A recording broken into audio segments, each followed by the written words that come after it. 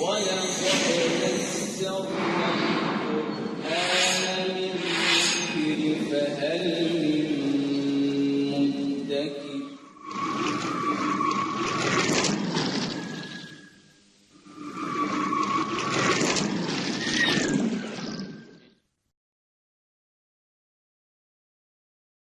للہ رب العالمین والصلاة والسلام علی خاتم الانبیاء والمرسلین محمد وآلہ وصحبہ اجمعین اما بعد رب اشرح لی صدری ویسر لی امری واحلل عقدۃ من لسانی یفقہوا قولی۔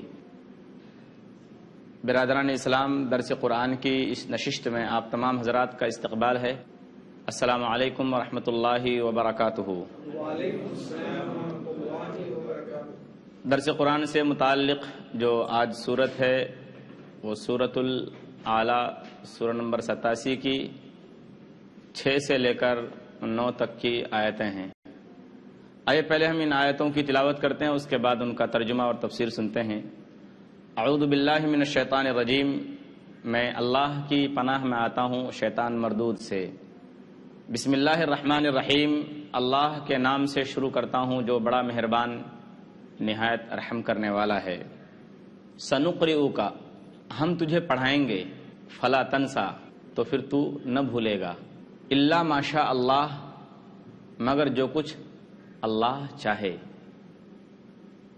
انہ یعلم الجہر وما یخفی، بے شک وہ ظاہر کو بھی جانتا ہے اور پوشیدہ کو بھی جانتا ہے۔ وَنُيَسِّرُكَ لِلْيُسْرَىٰ، اور ہم تیرے لیے آسانی پیدا کر دیں گے۔ فذکر، تو تو نصیحت کر، ان نفعت الذکریٰ، اگر نصیحت کچھ نفع دے۔ یہ جو آپ کے سامنے 4 آیتوں کی تلاوت کی گئی ہے، ان میں سے جو سب سے پہلی آیت ہے اور اس کے بعد آیت نمبر 7 کا ایک حصہ، یہ مشکل آیتوں میں سے ہے۔ آیتیں تو بہت چھوٹی ہیں، لیکن ان کے اندر جو باتیں بیان کی گئی ہیں، جو مضمون بیان ہوا ہے، وہ ذرا مشکل ہے۔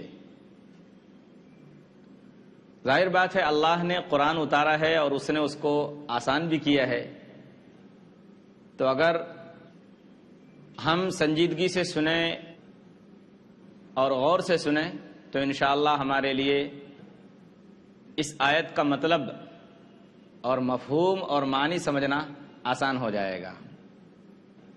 چنانچہ جو سب سے پہلی آیت ہے، آیت نمبر 6، جس میں اللہ تعالی حضور اکرم صلی اللہ علیہ وسلم سے کہہ رہے ہیں سنقرئک، کہ محمد صلی اللہ علیہ وسلم ہم آپ کو پڑھائیں گے، فلا تنسا، تو آپ بھولیں گے نہیں۔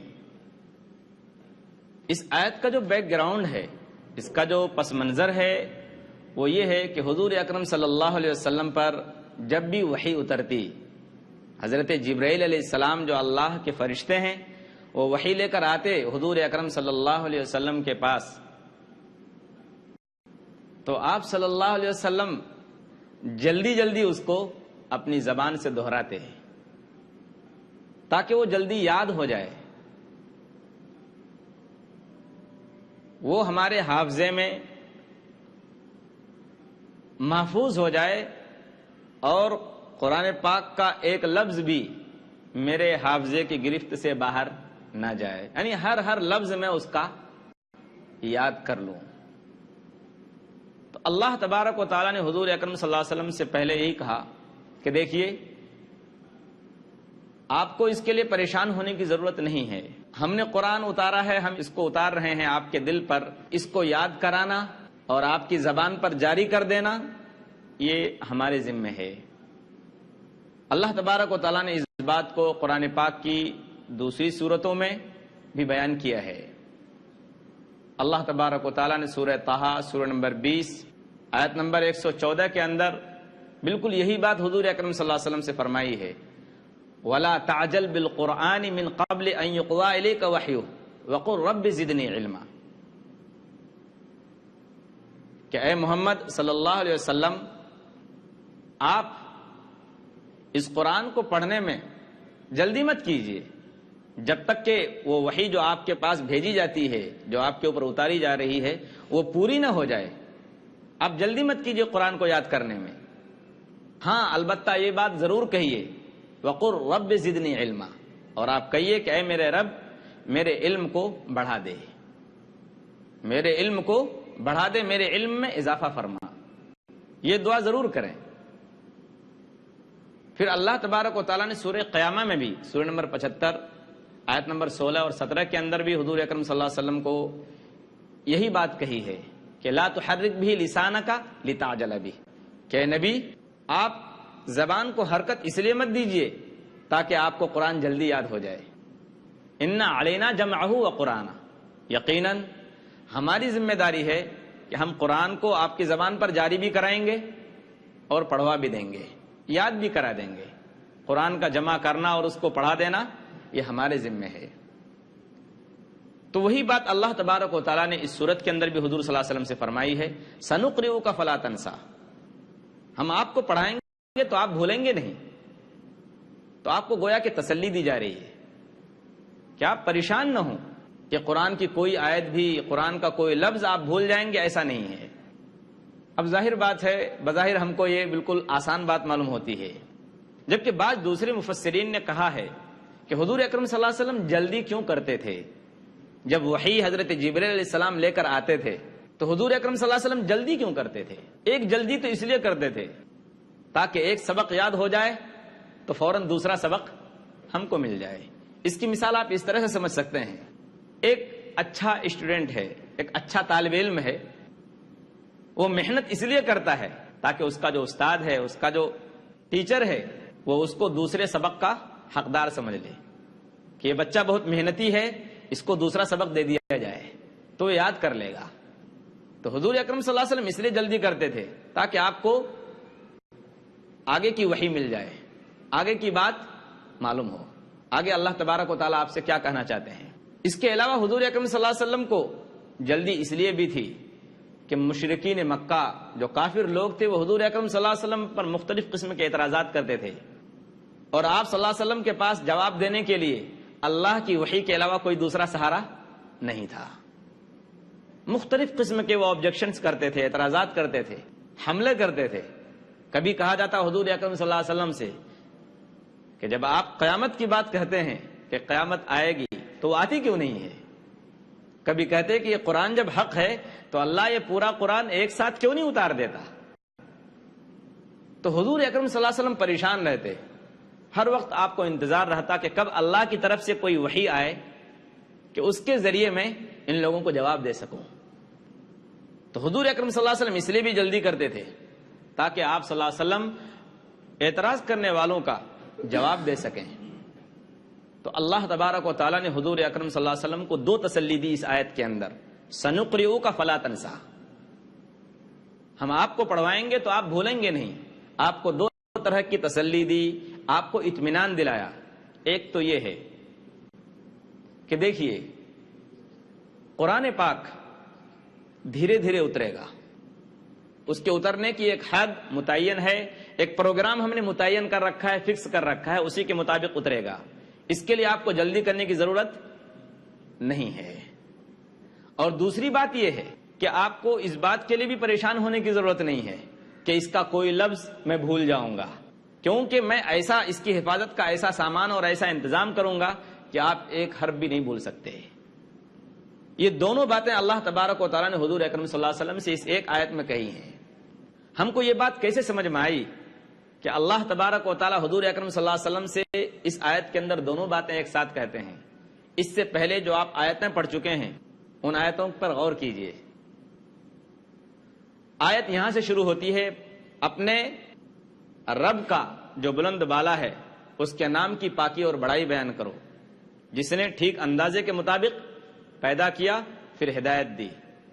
تو حضور اکرم صلی اللہ علیہ وسلم کے لیے تمہید بیان ہو رہی ہے کہ جس طریقے سے ہم نے انسان کو پیدا کیا اور اس کے اندر الگ الگ صلاحیتیں میں نے رکھ دی، اور جس طریقے سے میں نے گھاس کو پیدا کیا، سبزی کو اگایا اور اس کو پھر ترقی دی، دھیرے دھیرے یہ سارا کام ہوا ہے۔ انسان کی جو پیدائش ہے وہ ایک ساتھ نہیں ہوئی ہے، دھیرے دھیرے دھیرے دھیرے آہستہ آہستہ یہ سارا کام تکمیل کو پہنچا ہے۔ بالکل یہی حال قرآن پاک کے اترنے کا بھی ہے۔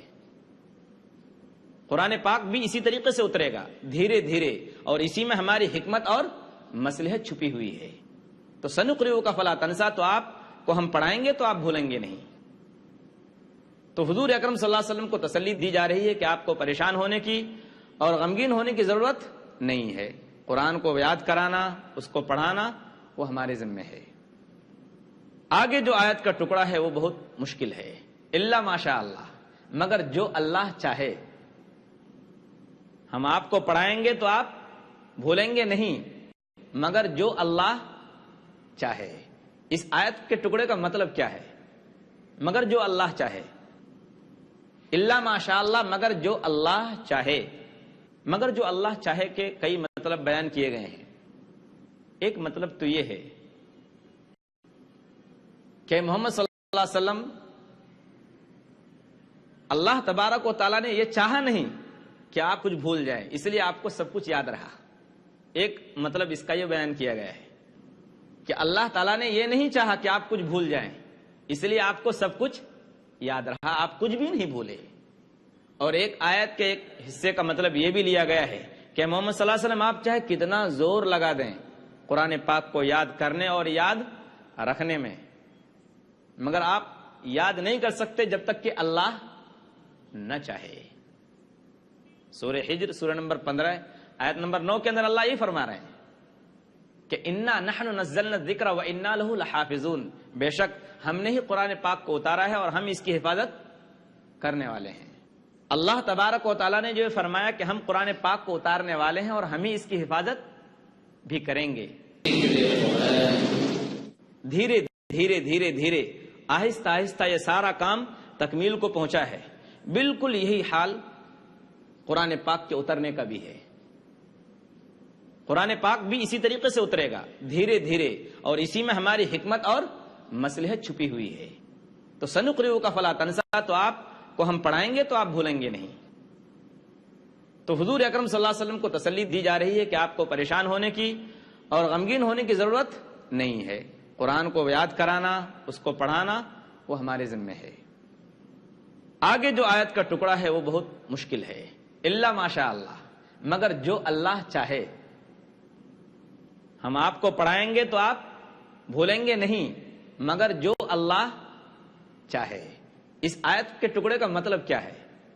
مگر جو اللہ چاہے۔ الا ماشاء اللہ، مگر جو اللہ چاہے۔ مگر جو اللہ چاہے کے کئی مطلب بیان کیے گئے ہیں۔ ایک مطلب تو یہ ہے کہ محمد صلی اللہ علیہ وسلم، اللہ تبارک و تعالیٰ نے یہ چاہا نہیں کہ آپ کچھ بھول جائیں، اس لیے آپ کو سب کچھ یاد رہا۔ ایک مطلب اس کا یہ بیان کیا گیا ہے کہ اللہ تعالیٰ نے یہ نہیں چاہا کہ آپ کچھ بھول جائیں، اس لیے آپ کو سب کچھ یاد رہا، آپ کچھ بھی نہیں بھولے۔ اور ایک آیت کے ایک حصے کا مطلب یہ بھی لیا گیا ہے کہ محمد صلی اللہ علیہ وسلم آپ چاہے کتنا زور لگا دیں قرآن پاک کو یاد کرنے اور یاد رکھنے میں، مگر آپ یاد نہیں کر سکتے جب تک کہ اللہ نہ چاہے۔ سورہ حجر سورہ نمبر 15 آیت نمبر 9 کے اندر اللہ یہ فرما رہے ہیں کہ انا نحن نزلنا الذکر وانا لہ لحافظون، بے شک ہم نے ہی قرآن پاک کو اتارا ہے اور ہم اس کی حفاظت کرنے والے ہیں۔ اللہ تبارک و تعالیٰ نے جو فرمایا کہ ہم قرآن پاک کو اتارنے والے ہیں اور ہم ہی اس کی حفاظت بھی کریں گے، تو اللہ نے حفاظت فرمائی، وہ کس طرح سے؟ اللہ تبارک و تعالیٰ نے قرآن پاک کو جس طرح سے اتارا، ظاہر بات ہے وہ آج جوں کا توں، حرف بحرف، نقطہ بہ نقطہ، زبر زیر کے ساتھ ہمارے اور آپ کے سامنے اور ساری دنیا والوں کے سامنے موجود ہے۔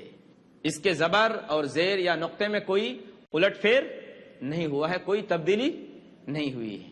اللہ نے سورہ بقرہ سورہ نمبر 2 آیت نمبر 106 کے اندر یہ بات بیان فرمائی کہ ما ننسخ من آیت او ننسها نأتی بخیر منہا، کہ ہم اگر کوئی آیت ہم نے کوئی بھلائی ہے، کوئی آیت ہم نے اگر منسوخ کی ہے یا کوئی آیت بھلائی ہے تو ہم اسی جیسی آیت یا اس سے بہتر آیت لے کر آئے ہیں۔ مثال کے طور پر پچھلی شریعتوں میں حضرت آدم علیہ الصلوۃ والسلام کے زمانے میں کیا تھا؟ سگے بھائی بہن میں رشتہ داری ہو سکتی تھی، نکاح ہوتا تھا، یہ چیز پہلی شریعت میں جائز تھی، لیکن بعد میں اس کو بدل دیا گیا۔ اسی لیے آپ جب قرآن پاک کی آیتوں کا اور سورتوں کا مطالعہ کریں گے، تلاوت کریں گے، تو آپ کو یہ بات جگہ جگہ نظر آئے گی کہ یہودیوں کو یہی اعتراض تھا قرآن پاک کے اوپر کہ یہ قرآن ایسی کتاب ہے کہ کبھی کوئی حکم دیتا ہے، کبھی کوئی دوسرا حکم دیتا ہے۔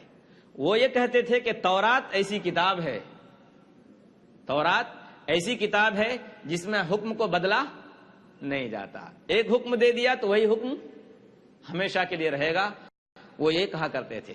تو اللہ تبارک و تعالیٰ نے جواب دیا یہودیوں کو کہ دیکھو اللہ کی حکمت کیسے ظاہر ہوگی اور اللہ کی طاقت کیسے ظاہر ہوگی۔ طاقت تو اسی وقت ظاہر ہوگی کہ جب تک اللہ ایک حکم کو باقی رکھنا چاہے رکھے، اور جب بدلنا چاہے تو کوئی اس کو روک نہ سکے۔ تو اللہ کی قدرت اسی طرح سے ظاہر ہوئی کہ اللہ نے ایک حکم کو جب تک باقی رکھنا چاہا باقی رکھا، اور جب بدلنا چاہا بدل دیا۔ تو اللہ نے یہودیوں کو جواب دیا کہ دیکھو قرآن ایسی کتاب ہے جو اللہ نے اتاری ہے۔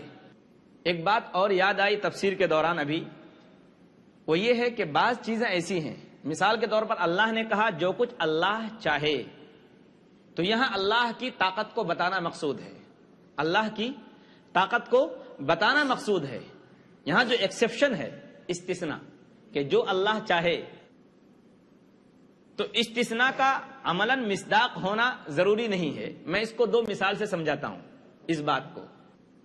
مثال کے طور پر اللہ تبارک و تعالیٰ نے سورہ شورا سورہ نمبر 42 آیت نمبر 24 کے اندر فرمایا کہ ام یقولون افترى علی اللہ کذبا فإن یشاء اللہ یختم علی قلبک، کہ کیا یہ لوگ یہ کہتے ہیں کہ اس شخص نے اللہ پر جھوٹ باندھا ہے، اگر اللہ چاہے تو اے محمد صلی اللہ علیہ وسلم اللہ آپ کے دل پر مہر لگا دے گا۔ تو اس کا مطلب یہ نہیں ہے کہ اللہ نے ایسا چاہا کہ آپ کے دل پہ اللہ مہر لگا دے۔ اللہ نے ایسا نہیں چاہا نعوذ باللہ کہ حضور اکرم صلی اللہ علیہ وسلم کے دل پر مہر لگا دے، لیکن اللہ یہ اپنی طاقت بتانا چاہتے ہیں کہ اگر اللہ چاہتے تو محمد صلی اللہ علیہ وسلم کے دل پر بھی مہر لگا دیتے۔ اللہ کی یہ طاقت ظاہر ہو رہی ہے۔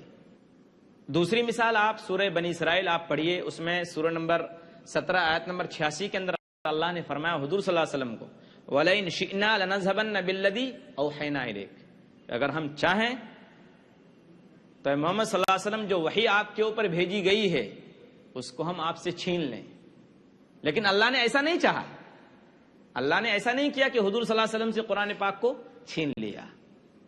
بالکل یہی بات اللہ نے یہاں بھی کہی ہے کہ الا ماشاء اللہ، مگر جو اللہ چاہے۔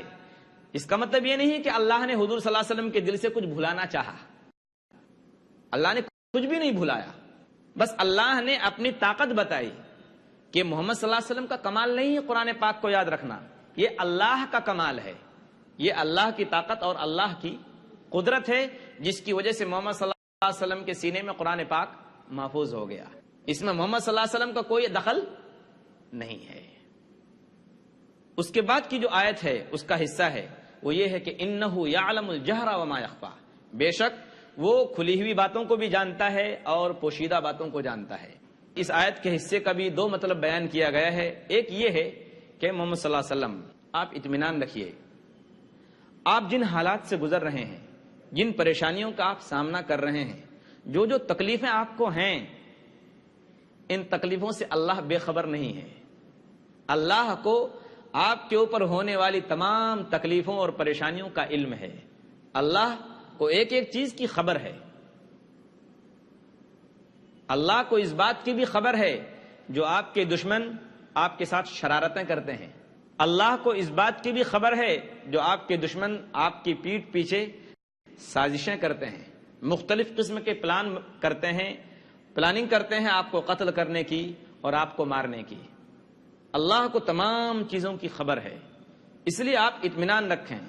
جب آپ خود جانتے ہیں کہ اللہ کو ہر چیز کی خبر ہے، جو چھپی ہوئی ان کی سازشیں ہیں ان کی بھی خبر ہے، اور جو کھلی ہوئی ان کی شرارتیں اور بدماشیاں ہیں ان کو بھی اللہ جانتا ہے، اور آپ یہ بھی جانتے ہیں کہ اللہ کی طاقت بہت بڑی ہے اور سب کچھ اللہ کے اختیار اور قدرت میں ہے، اللہ اگر چاہے تو ان کو سزا دے سکتا ہے، تو آپ کو پریشان ہونے کی ضرورت نہیں ہے۔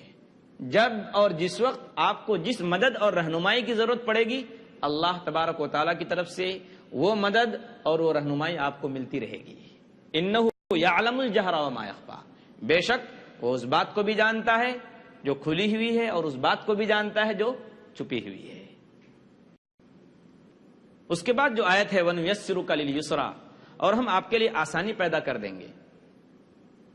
اب تیسیر کے معنی ہیں کسی چیز کو کسی بڑے مقصد کے لیے تیار کرنا، کسی چیز کو کسی بڑے مقصد کے لیے تیار کرنا۔ اب حضور اکرم صلی اللہ علیہ وسلم سے کہا جا رہا ہے، یہاں بشارت ہے، خوشخبری ہے حضور اکرم صلی اللہ علیہ وسلم کے لیے کہ اے محمد صلی اللہ علیہ وسلم، جن حالات میں آپ ہیں یہ حالات ہمیشہ رہیں گے نہیں، جن پریشانیوں میں آپ ہیں یہ پریشانیاں ہمیشہ نہیں رہیں گی، آسانیاں پیدا ہوں گی، ان پریشانیوں کے بادل چھٹ جائیں گے، آپ کے لیے آسانی ہی آسانی پیدا ہو جائے گی۔ لہذا آپ پریشان نہ ہوں، آپ اپنے آپ کو تکلیف میں محسوس نہ کریں، ہم آسانیاں پیدا کرتے چلے جائیں گے۔ اور ایک اعتبار سے یہ بھی ہے کہ حضور اکرم صلی اللہ علیہ وسلم سے کہا جا رہا ہے کہ دیکھیے آپ کی تربیت ہو رہی ہے، یہ جو حالات آپ کے اوپر آ رہے ہیں ان حالات کے ذریعے آپ کی تربیت ہو رہی ہے، تاکہ آپ اس لائق بن سکیں کہ اللہ تبارک و تعالیٰ آپ کے اوپر جو عنایتیں اور جو مہربانیاں کرنے والا ہے آپ اس کے لائق بن سکیں اور اپنے آپ کو اس کے لیے تیار کر سکیں۔ وَنُيَسِّرُكَ لِلْيُسْرَىٰ، اور ہم آپ کے لیے آسانی پیدا کر دیں گے، کہ دوسرا مطلب یہ بھی بیان کیا گیا ہے کہ دیکھیے قرآن کریم آسان کر دیں گے، یاد کرنا بھی اس کا آسان ہوگا، اس کے جو معانی ہیں جو مطالب ہیں ان کو بھی بیان کرنا اور دوسروں تک پہنچانا آپ کے لیے آسان ہو جائے گا۔ دعا کیجیے اللہ تبارک و تعالی ہمیں اور آپ کو قرآن پاک سمجھ کر پڑھنے کی توفیق عطا فرمائے، اور اللہ تبارک و تعالی نے قرآن پاک کی اس آیت میں جو وعدہ فرمایا ہے کہ ہم آسانی پیدا کریں گے، اللہ تبارک و تعالی دعوت کے میدان میں ہمارے لیے ہر طرح کی آسانیاں پیدا فرمائے۔ آمین۔ وآخر دعوانا ان الحمدللہ رب العالمین۔